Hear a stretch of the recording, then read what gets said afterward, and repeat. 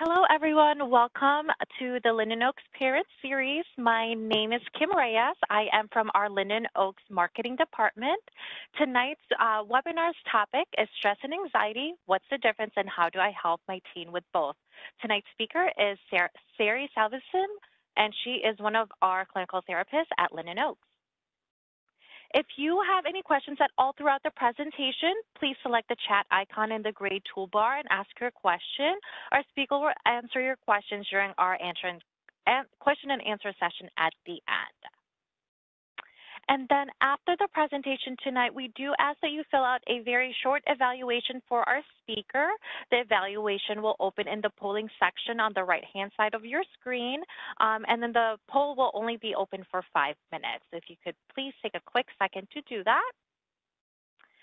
If you are interested in attending our upcoming parent series, we do have the rest of the year and for next year filled out already, so you can scan that QR code and you'll be able to register. Our next webinar will be in January 17th, Helpless with Homework, a mental wellness approach to getting it done by one of our teachers here at Linden Oaks, Bob Watson. And then if you are not familiar with Linden Oaks, I'd just like to give you some information about us. We do see children, adolescents, adults, and seniors. And the mental health concerns that we treat are depression, anxiety, addictions, eating disorder, PTSD or trauma, or other mental health concerns such as mood disorder, self-injury, grief and loss, and anger management. At Linden Oaks, we do offer a full continuum of care, so that can range from outpatient therapy, medication management, and hospital-based services, so like inpatient or day programs. And the best way to get connected to any of our services is through our assessment. Again, we're able to assess children all the way up to adulthood. And then on the screen, you will see our locations.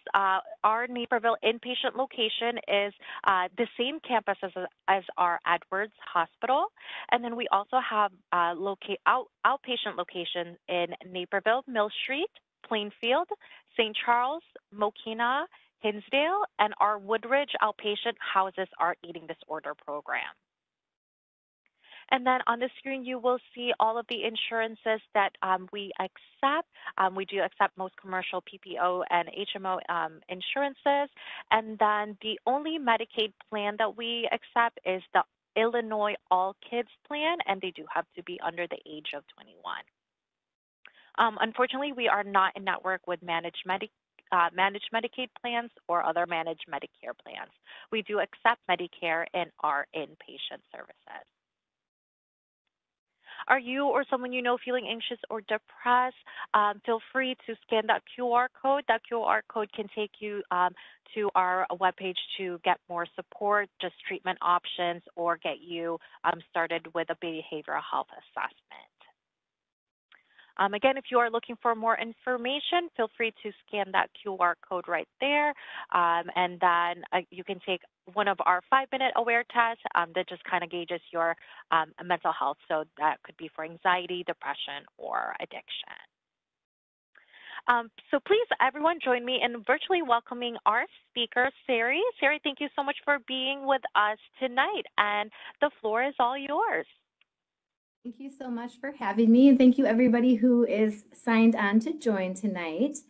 A little bit about me is, as you know, my name is Sari Salveson. I'm a clinical therapist at Linden Oaks. I'm at the Plainfield location. I have worked for Linden Oaks for about 10 years now. I've been a clinician for about 13 years. I've had experience inpatient, outpatient, nonprofit, private practice, and I've mostly worked with adolescents through my career. So I have a lot of experience working with anxiety, depression, with families, with parents. So it's something I'm very passionate about, that I love to speak about. I'm also a parent myself. I have 2 young kids, so I wear both hats. I am a clinician and therapist who helps teens, but I'm also a parent navigating some of these very similar things. So, I can relate and validate and empathize with how it can be difficult and tiring, and we can lose our patience. And, my hope today is not only giving you guys some tools to help with your kids, but also to help yourselves as parents who, are going through this as well. So I'll kind of go through the objectives, but, some of these things can feel easier said than done, but just know that, attending these kind of webinars or parent series just demonstrates that you're wanting to know more. And I think that's a huge pro in helping your kids manage what they're going through. So today is stress and anxiety. What's the difference, and how do I help my teen with both? And some of the things that we're going to go over today is understanding how stress and anxiety can be helpful for your teen's development. So we're going to talk a little bit about, there is healthy and unhealthy components to stress and anxiety. So what does that look like, and how can parents foster the healthy forms of anxiety? We're also going to talk about identifying warning signs that stress and anxiety are starting to become problematic. And what does that look like? What do you do in those situations? How do you help manage that? What to look for? And then learning ways to help your team navigate stress and anxiety in healthy ways. As parents, what you can do to foster the development of these emotions in healthy ways, help them if they're in the midst of going through stress and anxiety, as well as tools that can help you if you're navigating your own anxiety, whether it's in response to what your kids are going through or just what you can do to model your own behavior to your kids. So I'll stop every once in a while. There's a lot of information. I want to make sure if you guys have questions, I will ask him if there's anything coming in. So we'll start with the difference between stress and anxiety. So they're very similar. They have very similar physical responses in the body, but stress is the body's reaction to danger or excitement, including positive things such as like a vacation that's coming up, or it could be something that's, maybe not as pleasant, but the body releases hormones that raise their blood sugar, heart rate, and it's often a response to an external recognized threat. And this usually is more short-term in nature, where anxiety is the body or mind's response to stress. So even if there is never necessarily a stressor, and it's usually an internal response. So the difference between them is that stress is a response to a threat in a situation, and then anxiety is actually a reaction to the stress.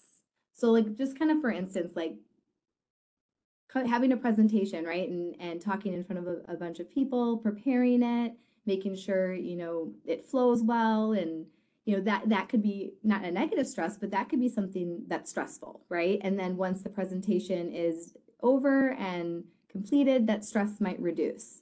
Now, if I'm continuing to ruminate or afterwards, I'm like, oh, how did I do? What did people think? Were they judging me? Was I clear? And not really letting that go and continuing to feel worried, that might look more like the anxiety. So the reaction to the stress. So what is anxiety, and what is the function of anxiety? So anxiety is a universal human emotion. Everybody experiences it. It's characterized by feelings of unease, worry, fear, and it's often in response to just an imminent or perceived threat. And I'm going to go a little bit more into what I mean by perceived threat. But it's a natural reaction that serves as a survival mechanism, preparing an individual to deal with a stressful situation. So some of you might have heard of the fight, flight, or freeze.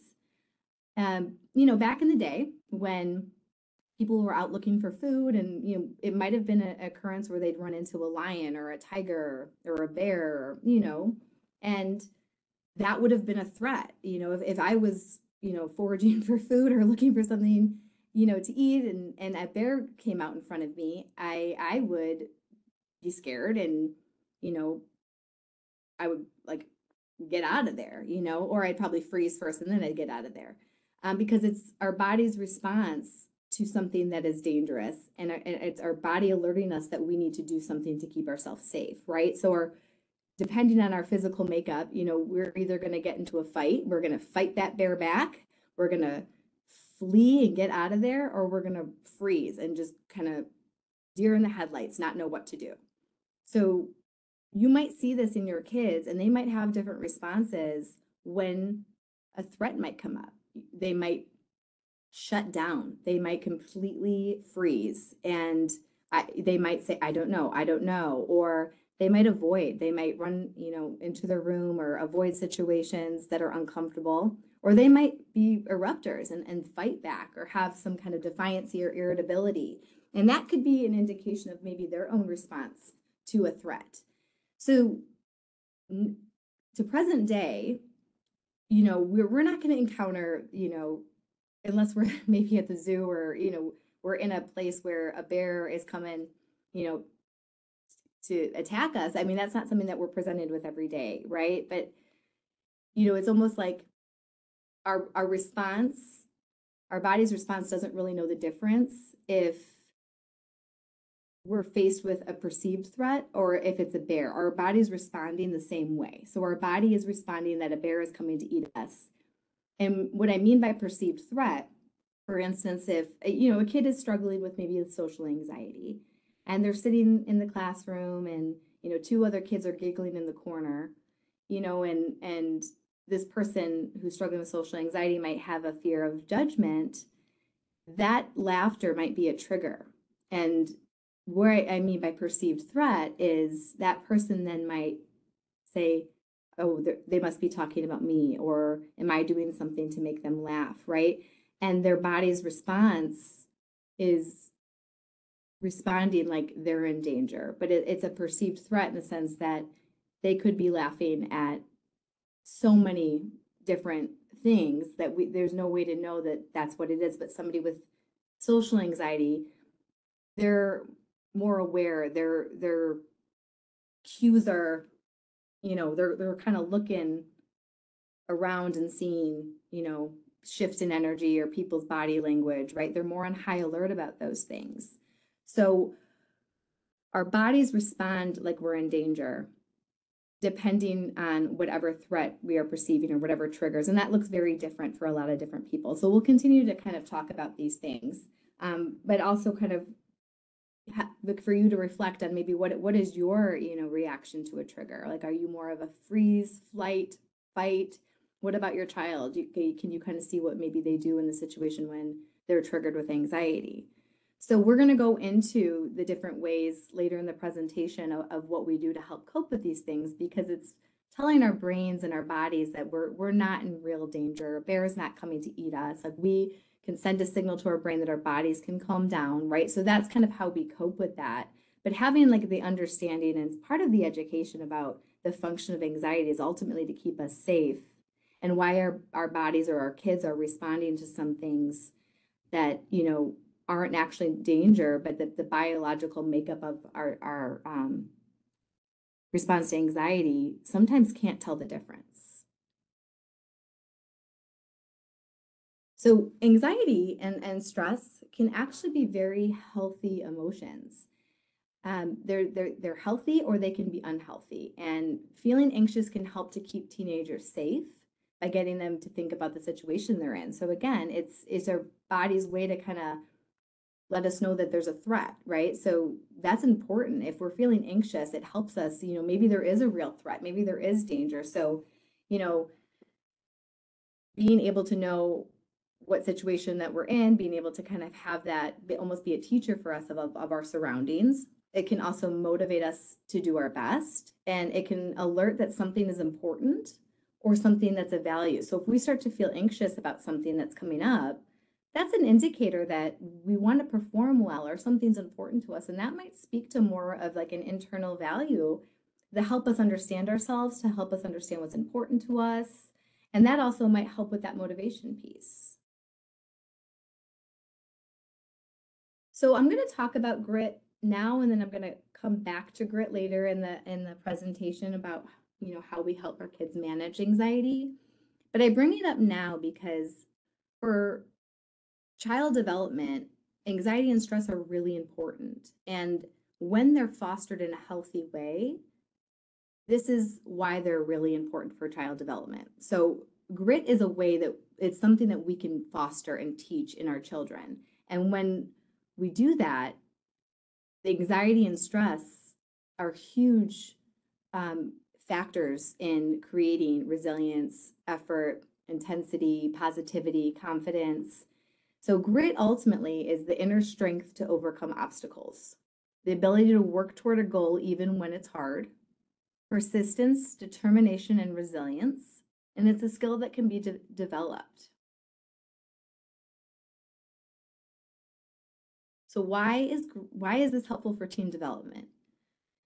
So if we're fostering grit in our kids, if we're encouraging them to keep going and not quit and keep trying and focusing on their effort versus kind of the end result, you know, having them, even though something feels scary or challenging, and being encouraging and having them, face some of these things in a conquerable way helps foster resilience and confidence. It encourages them to embrace challenges instead of avoiding them.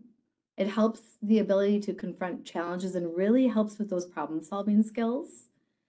Adversity and failure are very important to a child's development. That's how we grow, that's how we learn, that's how we evolve.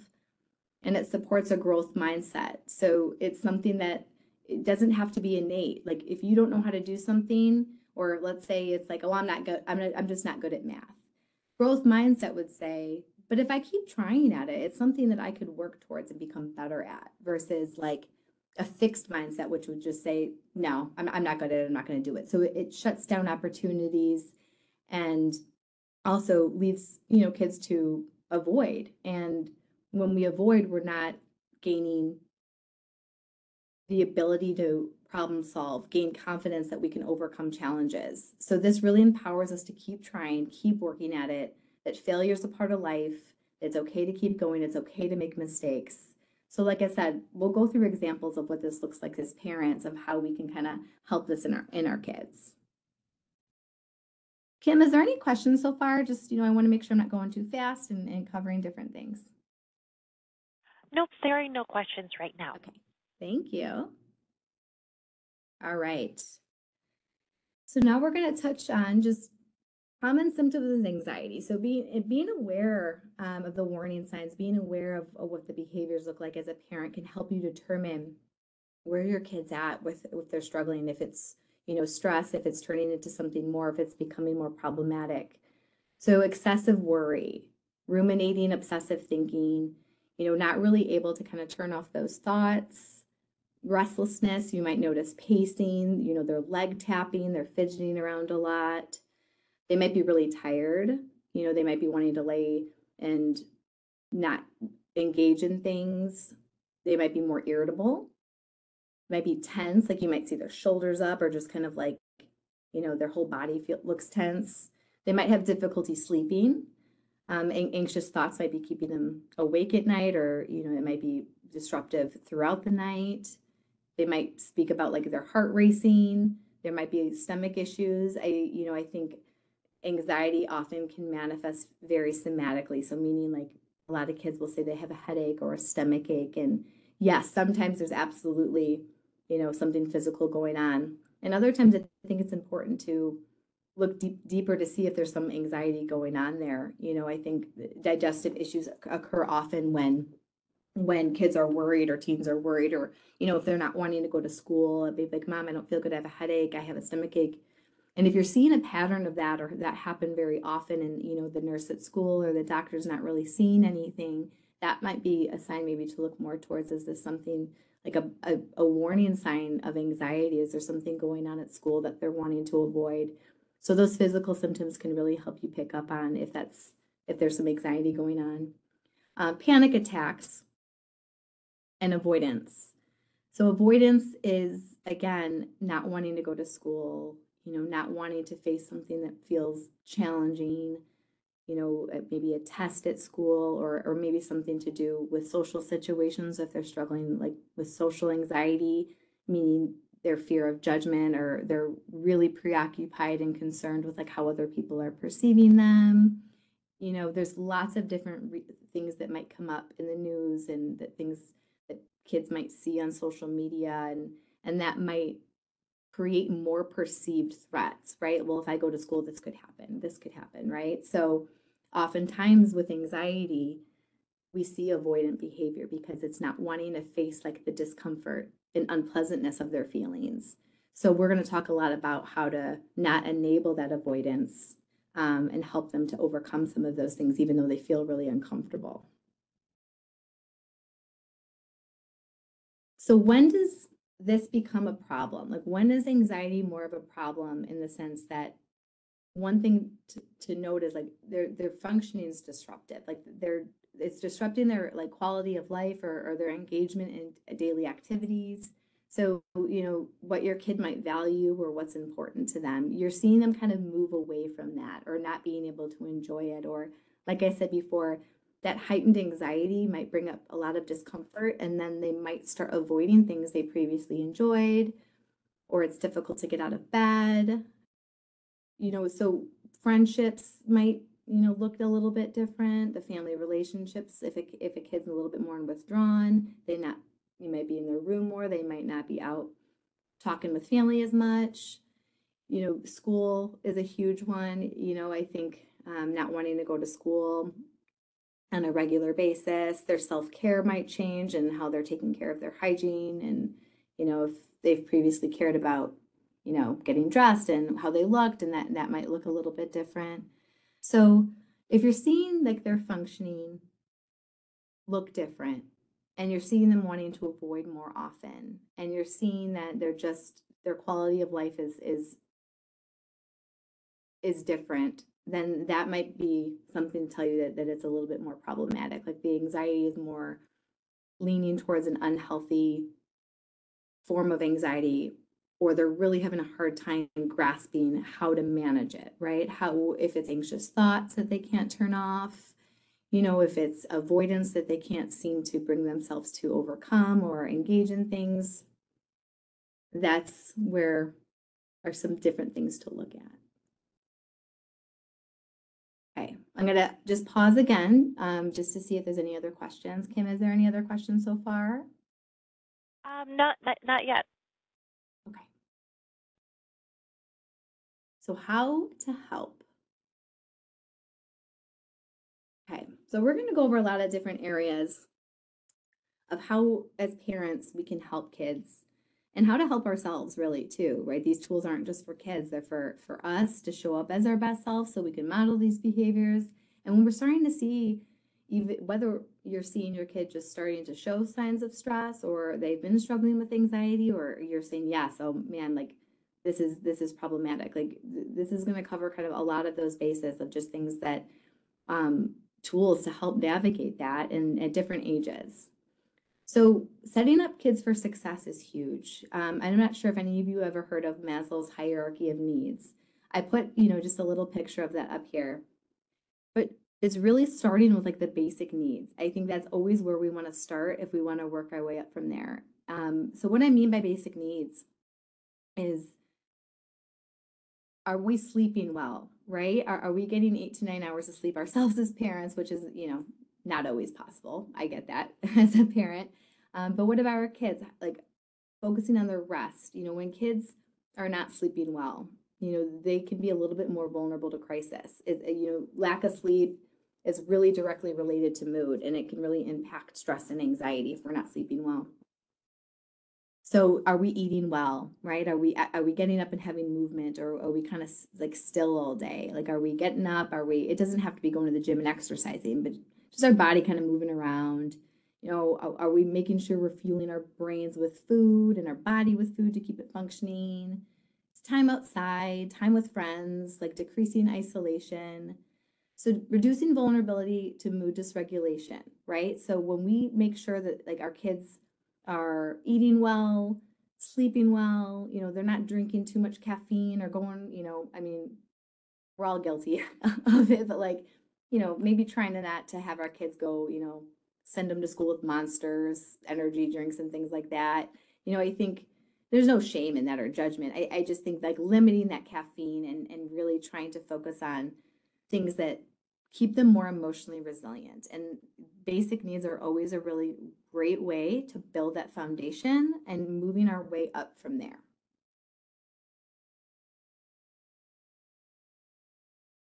So I'm going to go through a couple of different bullet points, and we'll kind of go a little bit more into it on each slide of some of these bullet points. But what can we do as parents when we're noticing these things? Like, what is in our control when we start to see our kids stressed, anxious.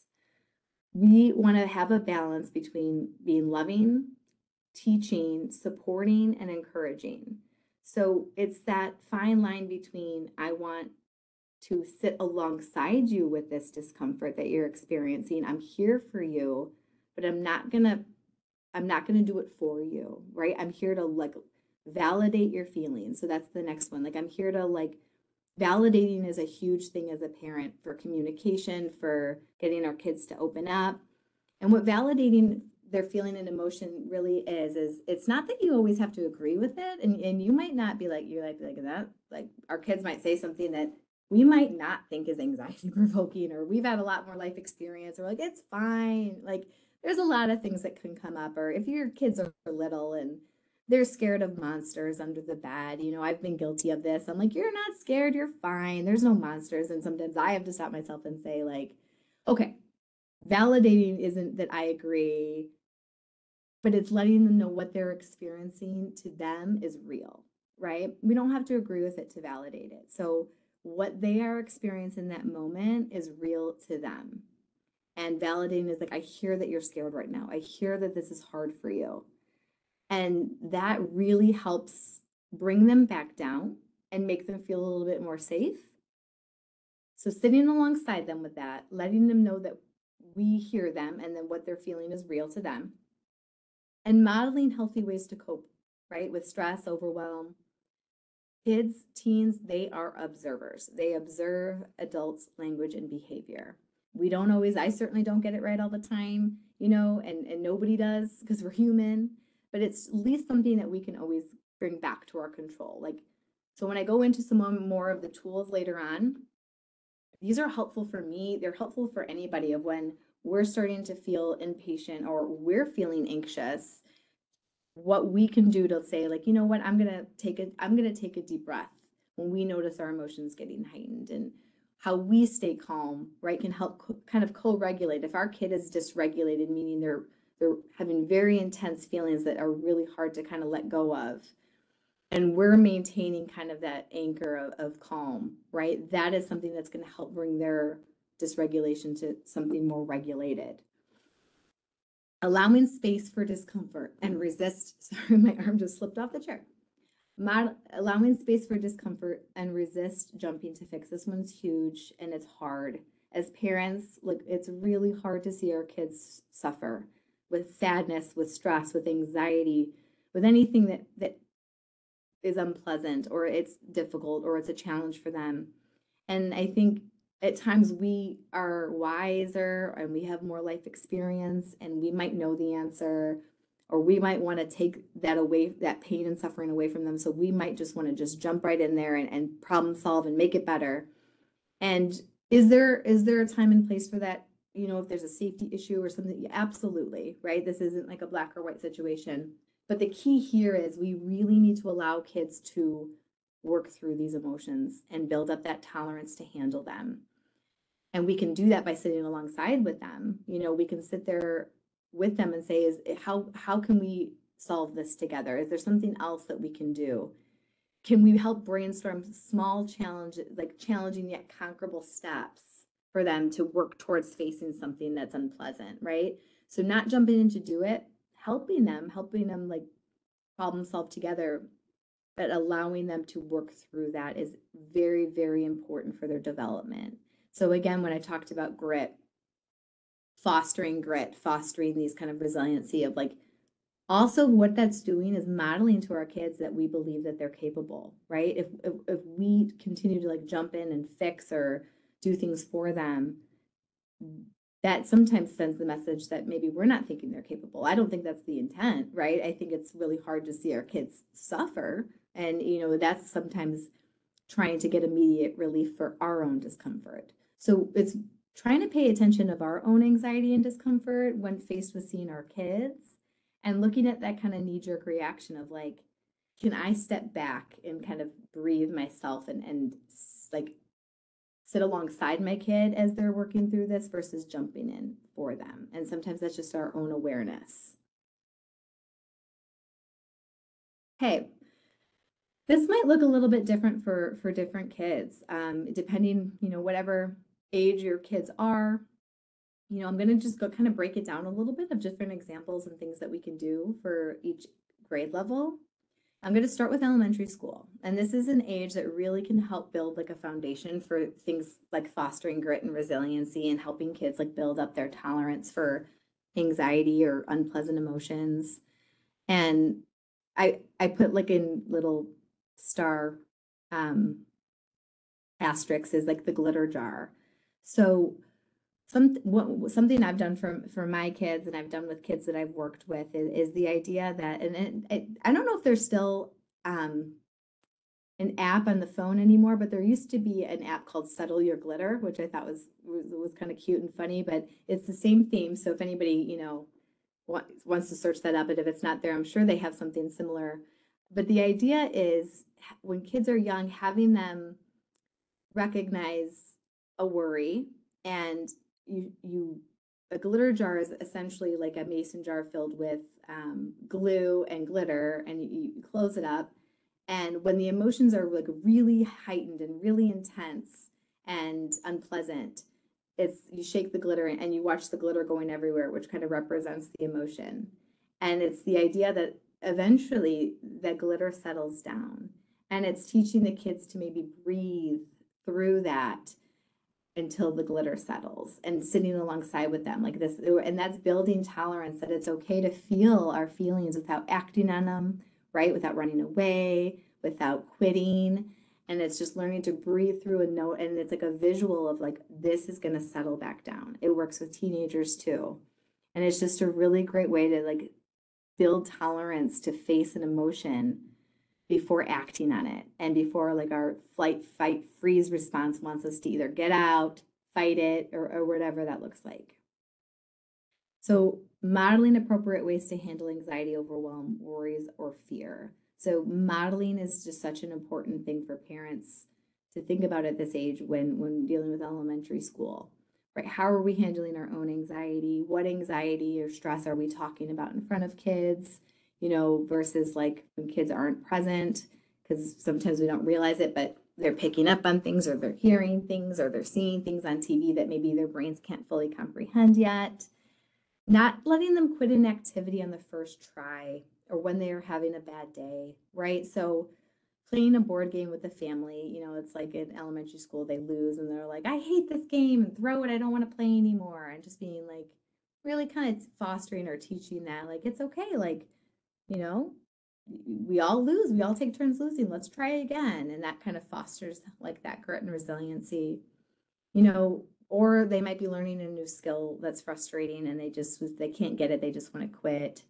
I use tying their shoes because my daughter really struggles with tying the shoes, and it was like a little bit of a battle every morning getting her out the door, and like, I can't do it, and her anxiety about certain shoes would, if she had to wear shoes that had to be tied at school. And so we buy shoes, she wouldn't want to wear them, she would avoid it. And, as a parent, you're like, oh, I can't do this anymore, right? It's like, I'm just buying you shoes. And now they make shoes that you don't have to tie them. They're laceless shoes. And, that's probably my parenting example of like not fostering grit and resiliency, where I'm like, well, whatever, we're just not doing the tying the shoes anymore. Because, yeah, sometimes that's appropriate. We got to pick our battles. But the moral of the story here is that if I continue to just not have her learn the skill and just get impatient myself and just never buy her shoes that have to be tied, that's a skill that she's going to need to learn, and she's going to have to work through, and she's eventually going to have to figure that out. If I just kind of step in and give her the shoes without the laces, then it's it limits her opportunity for growth, right? And that's just like a small little example, but I'm relating as a parent that sometimes you're just like, forget the tying the shoes, like, we're going to use the boots, or we're going to use the slip-ons. But really thinking when those things come up, using your own value system as a parent of like what's important and what skills you really want to foster, and where there's time to say like, okay, oh no, this is something that we got to work through, this is a skill that needs to be developed, and like, how can we go about this and keep trying and be thinking outside the box and finding other ways to do that. And then encouraging practice and really just validating mistakes are a part of life. And when we make mistakes, kind of own up to it and let them see that, and praising effort, right? Praising effort of like you worked really hard on that and you really stuck with it when it was hard, and those kind of statements. So with middle school, going back to that encouraging the effort, this is a time where confidence is being developed, and it's a time of insecurity and more awareness of how people are perceiving us, and more, responsibilities on our plate. So where stress and anxiety, you can start to see maybe come up in different ways. So again, saying things like that seems tough. You really stuck with it. I'm really proud of you for sticking with it, right? That kind of helps foster that grit and resiliency. Validating and normalizing mistakes, model moments of failure yourself, and that, how you learned from it or how you were able to get through that. And leading by example. Sometimes it's really important to like let your kids see you try something new, right? Like learning a new recipe and getting out the recipe book, and like having a positive like attitude in the sense of being excited or curious about something, and maybe you make a mistake, and maybe you kind of laugh about it that it didn't turn out and you try again, right? These kind of things could be modeled, and also time with your kid, right? You can kind of merge the two together. But it's taking time, reading instructions, not rushing through things, and these are different ways that you can model, right? And just different ways that you're just everyday things at home. And then, fueling a spirit of curiosity instead of jumping in. So this encourages like critical thinking, problem solving. So when your kid feels stuck, or they want to quit, or they want to avoid, or their stress is getting really heightened, or their anxiety, you know, kind of asking questions that kind of help, well, what are different ways that we can go about this? Or, instead of just jumping into fix, get curious about what is coming up for them, getting curious about what's underneath that. And then similar to the elementary school, not letting them quit after one try. If, let's say they really wanted to do a sport, and then the first or second practice or, session didn't go well. I think validating that, right? Like, validating that that must have been really hard, or what can we do to make this feel more pleasant next time? But help them push through the discomfort of it. And if by the end of like this, let's say it's soccer for 8 sessions or something, or a season at school of basketball, whatever that might be, or choir, or learning an instrument, have them see it through. And then by the end of that season or that sport, if they decide they don't want to do it, quite great. Like they don't have to do it. Versus like after 2 or 1 because they had a bad day or something anxiety provoking happened. That's where you can fuel the spirit of curiosity and figure out like, well, what came up, and what can we do to work through this together? Or how can we, push through some of this anxiety or discomfort versus stopping altogether? Because then that's going to teach that if I'm struggling, then I could avoid, like, then I don't have to do it. And that doesn't build up the tolerance of what was coming up for them. And then that will lead into that continued pattern of avoidance. All right, Kim, I'm just pausing again to see if there's any other questions.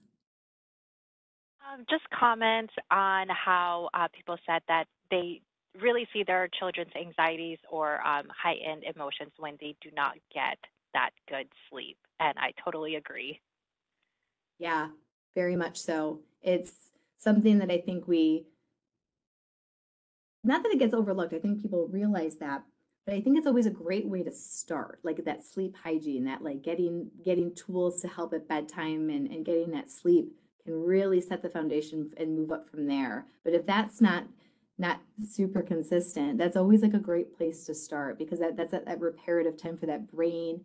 And they're just not going to be as reactive. They're going to have a little bit more emotional bandwidth for like the day-to-day stressors that come up. And when we're tired, our tolerance to handle things as adults too is a lot lower. So high school, Helping them find passions while giving them autonomy. I think kids who are have an internal drive to do something or that's important to them, they are more willing to tolerate their discomfort and work through it. So helping them figure out what's important to them, what they value, what they are passionate about can really help. And then giving them autonomy over that can really help them foster pushing through discomfort because it's something that's important to them. Allowing space for emotions such as frustration or any emotion, really, allowing space for that, that I always say to kids or adolescents, like, name it to tame it. Name what you're feeling. And once you name it, it tames it.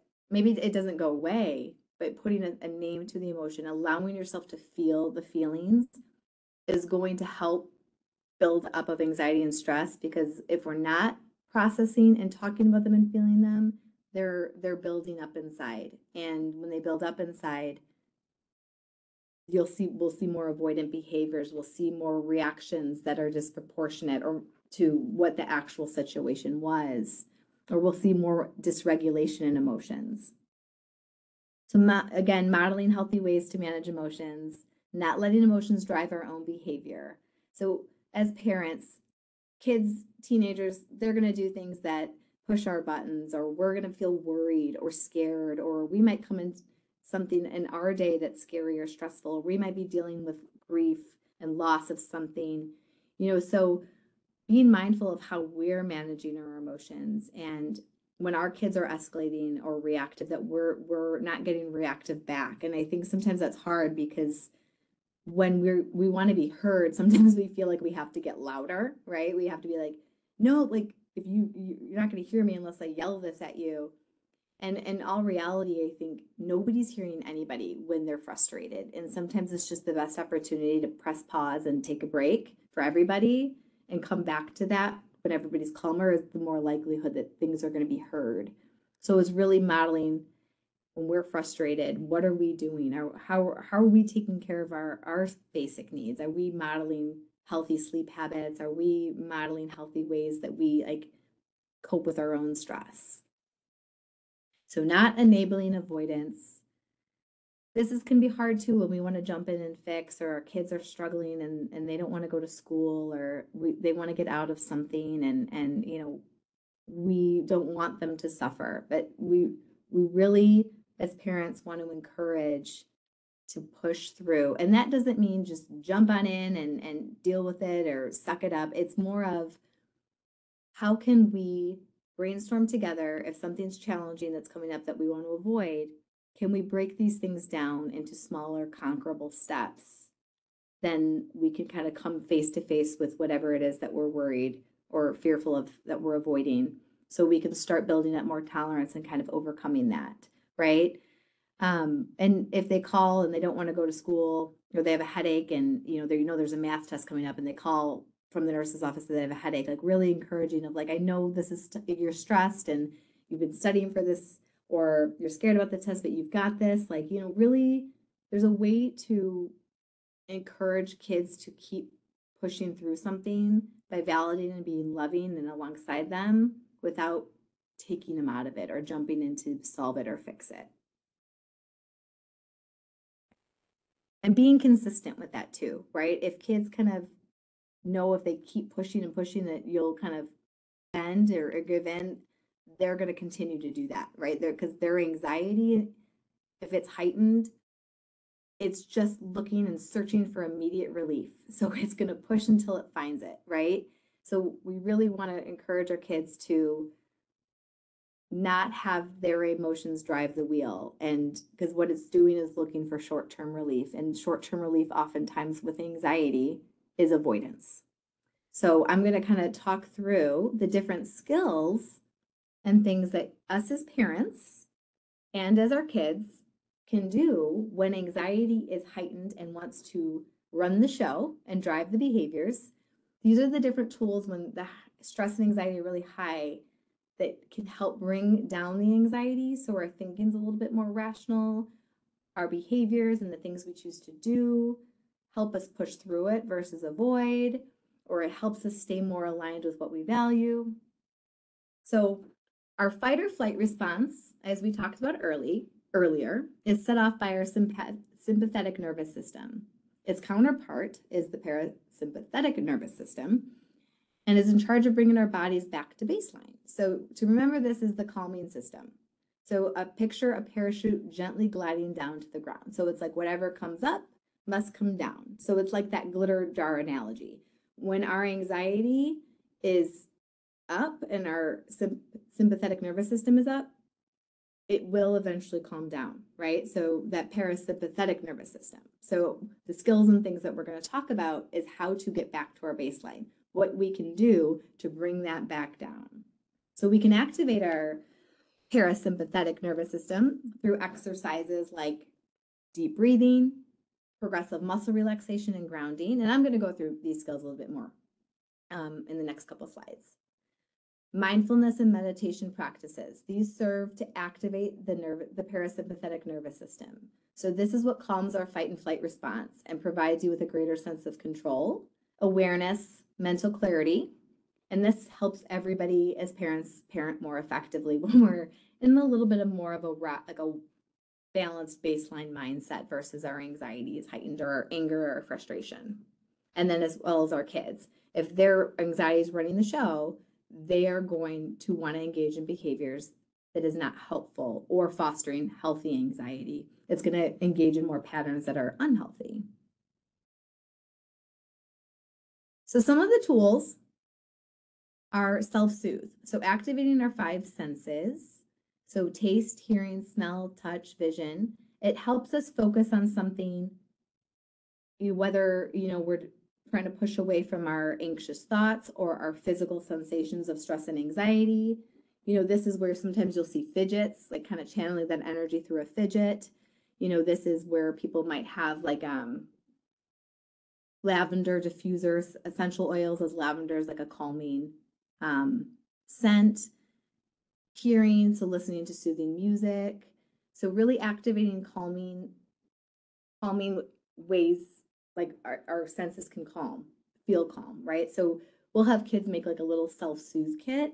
So when their anxiety is heightened or they're having a hard time getting out of their thoughts, or if a conversation is not productive, if kid's anxious or irritable, parent is, it might be helpful to pause and go to this little self-soothe kit and having maybe like coloring and like body lotion that they can kind of just focus on, like describing to them what it feels like, what it looks like. So activating those senses, maybe having like hot tea, again, something really calming to the senses, and just a little area with different things, little tools to use, and it helps calm that body down. And then there's 4 square breathing. There's all sorts of different kinds of breathing, but the idea is really holding your breath in for 4 seconds, pausing for 4 seconds, exhaling for 4 seconds, pausing for 4 seconds. So it's like going in a box. And this sends a signal to your brain that your body just needs to kind of calm down. Again, kind of get back to that baseline. Drop anchor is a grounding technique.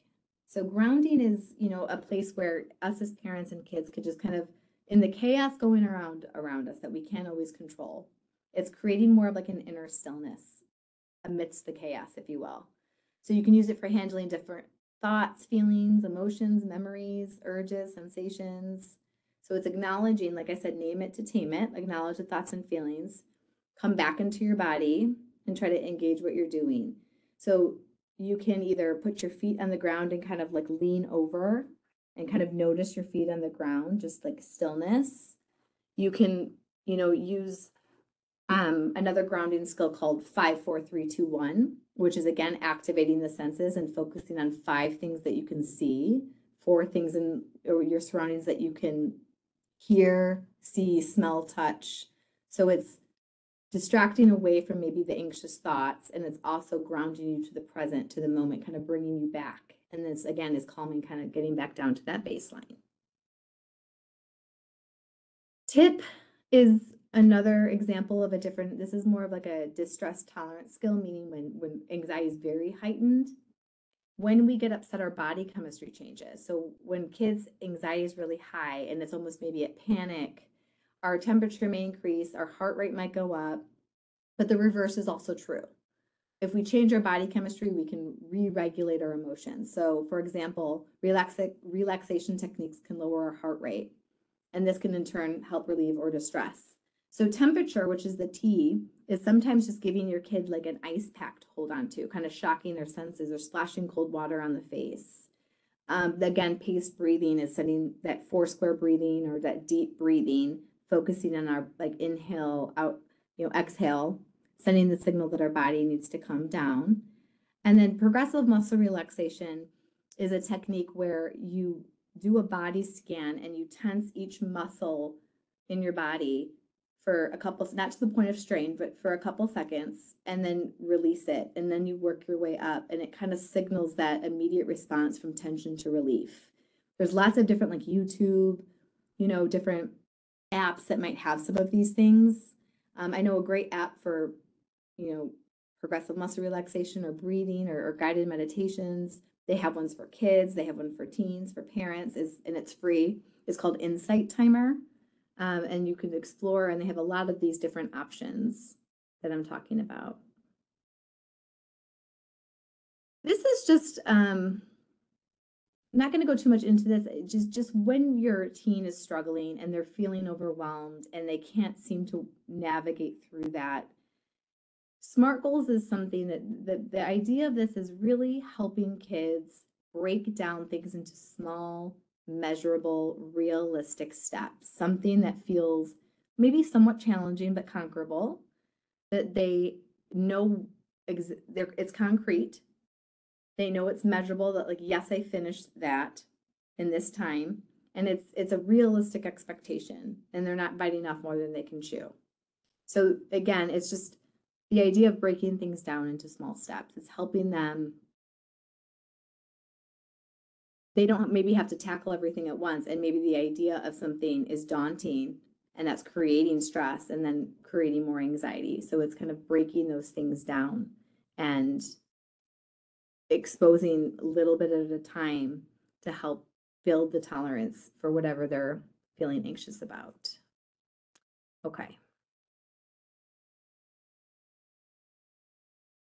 So that was a lot of kind of the tools and things like that. I want to make some time if anybody has any more specific questions.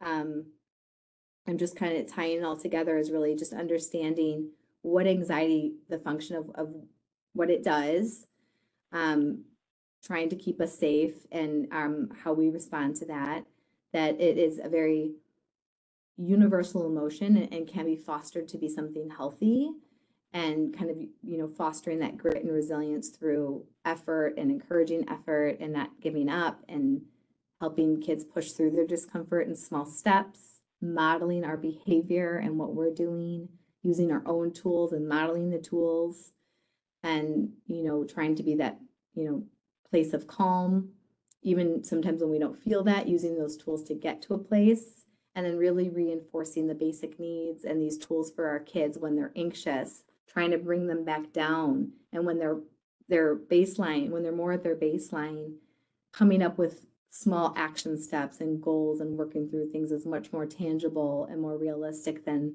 when their anxiety is really high. So when their anxiety is high, using those tools to bring them back down, and then continuing to encourage them to push through things are kind of the big takeaways for helping your kid and us as parents manage all the day-to-day stressors and anxiety. And if, just some warning signs and things to look for in your kids, if for you to know if it's more problematic, or warning signs for you guys just to be aware of and look out for. So I hope that was helpful. Does anybody have questions? Siri, I think you actually just answered one of the questions. It was, what are some strategies for teens to manage their stress and anxiety on their own? I have a teen who isn't interested in talking about their feelings, but he knows he has anxiety and needs an outlet. He's very involved in school and sports.